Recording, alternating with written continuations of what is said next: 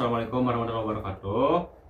Sebelumnya, perkenalkan saya Hilman Anwari dan rekan Dan saya. saya Fadri Raka Santosa. Saya Ridwan Maulana. Di sini kami akan membuat video khusus untuk membahas manajemen internasional dalam rangka untuk memenuhi tugas mata kuliah manajemen internasional. Nah, sebelum lebih jauh nih, kita harus memahami dulu nih apa sih sebenarnya manajemen internasional dulu. Menurut saya, manajemen internasional itu yaitu cabang ilmu yang mempelajari bagaimana perusahaan atau organisasi internasional yang untuk mencapai strategi tujuan tertentu. Oke. Kalau misalkan tujuan tertentu nih, apa sih tujuan yang ingin dicapai oleh manajemen internasional itu?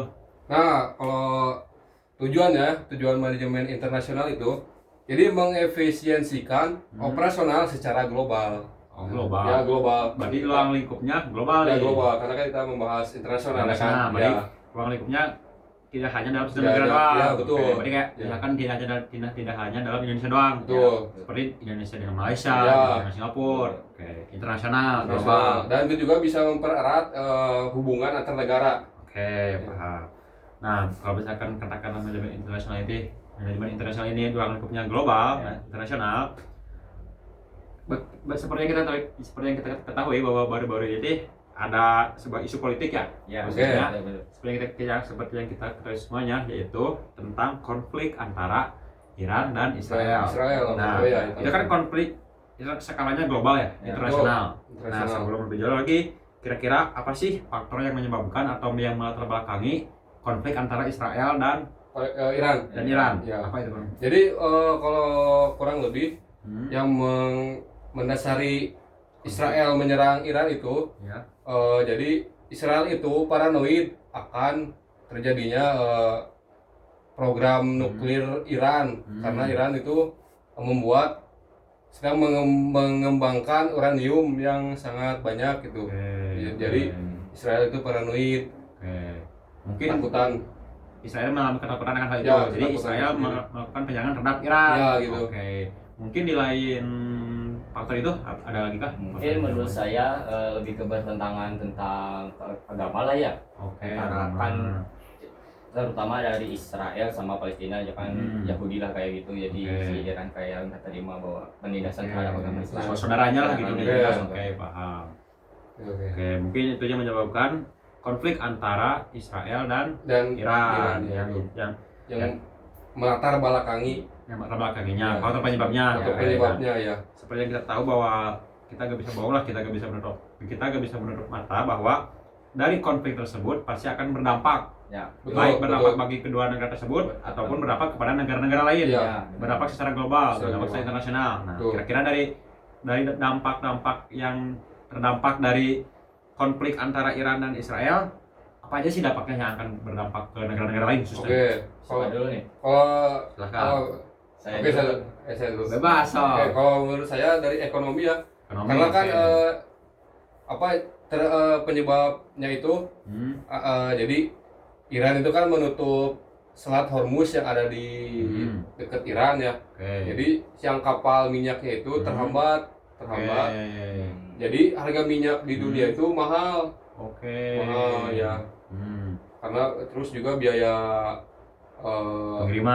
pengiriman biaya itunya mahal gitu. Karena jalurnya ditutup akibat konflik Israel dan Iran. Mungkin di samping dampak dari ekonomi nih, ada dampak lagi nih? Menurut saya mah kalau di dampak bagian politik dan keamanan mungkin akan lebih ke pemicu senjata lah ya, kayak perang antara senjata kayak nuklir lah atau apa, kemungkinan akan lebih besar ke nuklir. Kan dari politik. Jadi kalau misalkan dari ekonomi mah adalah dikatakanlah minyak. Yang biasanya melewati jalur tersebut. Tapi dikarenakan perang konflik antara Israel dan Iran, jalur tersebut jadi ditutup. Jadi jalur transportasi otomatis harus lebih jauh lagi, memakan banyak biaya. Ekonomi pun akan semakin melonjak dan mengakibatkan harga yang tersebut jadi mahal. Dan itu juga berdampak ke Indonesia. Ya. BBM kita semakin naik lagi gitu. Dan juga mungkin dari legal ya atau hukum. Hukum, mungkin apa namanya, hukumnya itu menyerang Israel, menyerang Iran itu hukumnya sangat tidak boleh ya harusnya tidak boleh.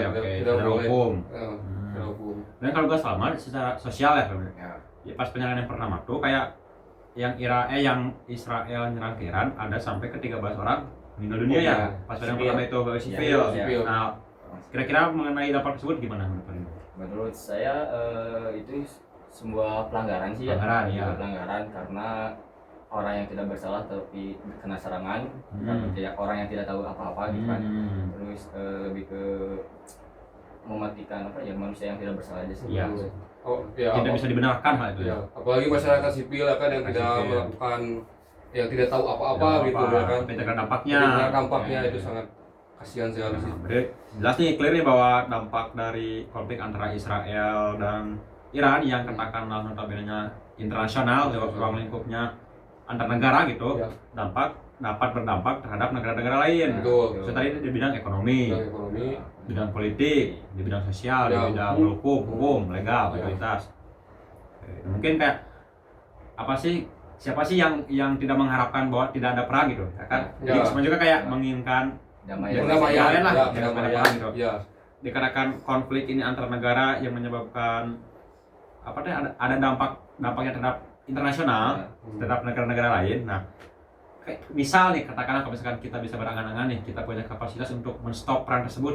Kira-kira apa sih solusi untuk menstop konflik antara si Iran dan Israel supaya dampak ke negara ini pun kayak nggak akan berdampak negatif lagi gitu? Mungkin saya akan menjawab ya. Solusinya lebih ke pihak ketiga sih. Jadi seperti PBB atau Uni Eropa. Terus saling komunikasi lah antara beberapa negara untuk mendamaikan bahwa perang ini sebaiknya jangan terjadi lagi. Jadi di stop lagi. Jadi kayak ada pihak penengah. Penengah untuk membantu katakan mendamaikan antara Israel dan Iran. Karena jelas ya bahwa konflik tersebut kayak akan menyebabkan dampak negatif bagi negara-negara luar pun gitu. Sekalanya udah internasional ini meskipun katakan konfliknya dari dua negara, pasti kayak semua negara pun akan terdampak dampaknya negatif gitu. Saya setuju sih dari jawaban Ridwan. Karena PBB itu kan Perserikatan Bangsa-Bangsa ya. Jadi kalau ada konflik gitu, dia itu harus kayak membantu lah. Dan juga hak asasi manusia harus ada gitu. Harus diterapkan, diperjuangkan gitu. Agar terjadinya kedamaian yang kita inginkan. Mungkin clear lah ya. Kayak bahwa konflik antar dua negara gitu yang katakanlah ruang lingkupnya internasional gitu, akan sangat berdampak bagi negara-negara luar gitu. Di samping berdampak negatif terhadap kedua negara tersebut yang konflik, negara-negara luar pun akan terpapar dampaknya negatif gitu, bahkan mau bidang ekonominya, bidang politiknya, sosialnya, apapun itu kayak pasti akan berdampak negatif. Paham. Mungkin segitu yang dapat kami bahas untuk video kali ini. Terima kasih atas perhatiannya. Mohon maaf atas segala kekurangan kami. Sekian. Assalamualaikum warahmatullahi wabarakatuh. Terima kasih. Terima kasih.